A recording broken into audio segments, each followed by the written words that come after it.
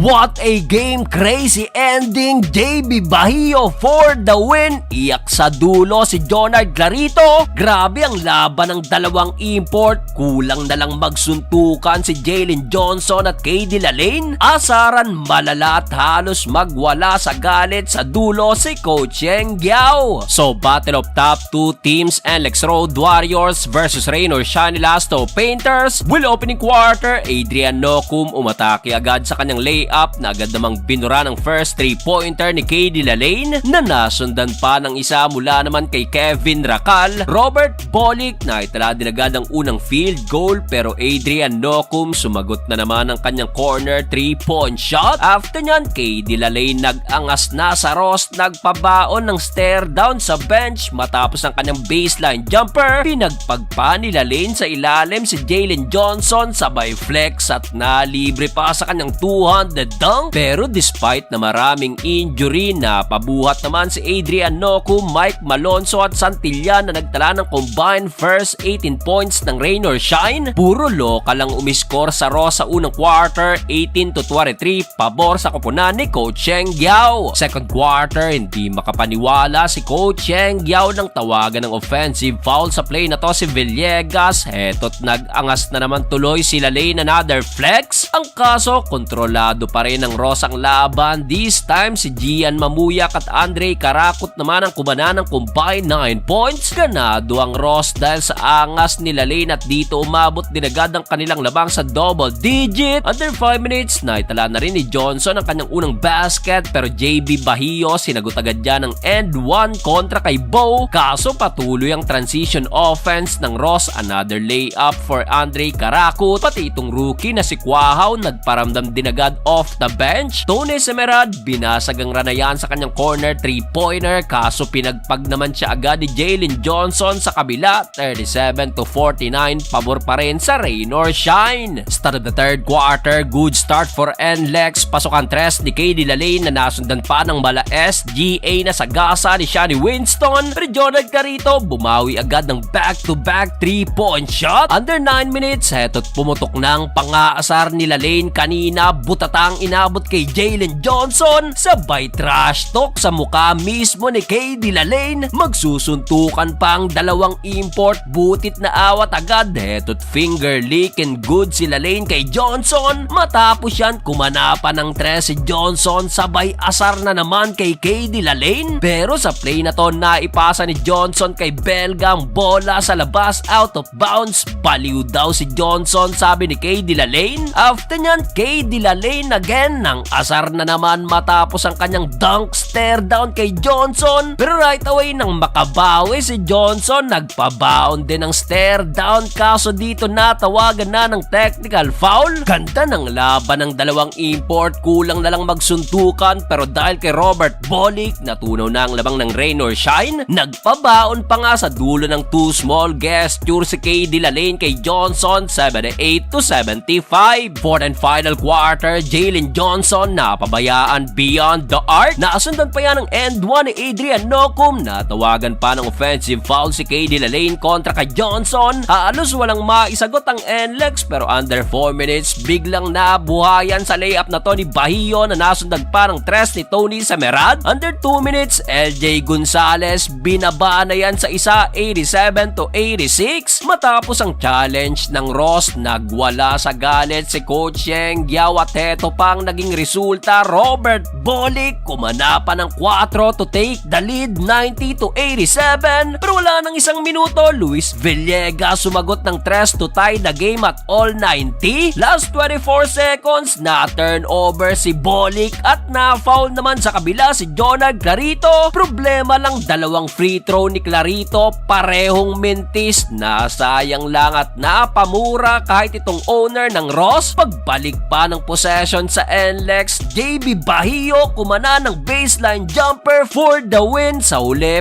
panalo pang Road Warriors. Iyak si Jonard Clarito.